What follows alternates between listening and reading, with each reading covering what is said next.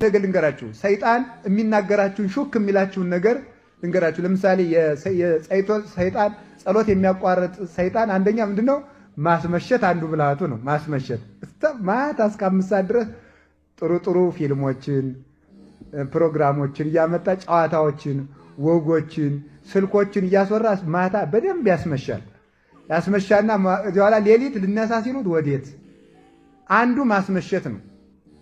አንዱ ደግሞ ምን ማለት ጸሎትን እንደ ዕዳ መቁጠር ነው። እንግዲህ ስንቱን ነው የምደግመው ማለት ነው። ያ ሁሉ እንግዲህ የሚያልቅልኝ ጸሎት እኮ አላደረስኩም ብሎ እንደ ዕዳ መቁጠር። እስኪ እንደ ውድ ቅጠር።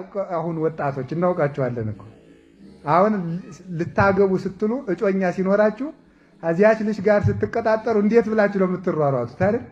ይቅርታ ቀጠሮ አለብኝ ነው አይደል የምትሉት? ጸሎትን እንደዚያ የእግዚአብሔር የፍቅር ቀጠሮ አድርጉት።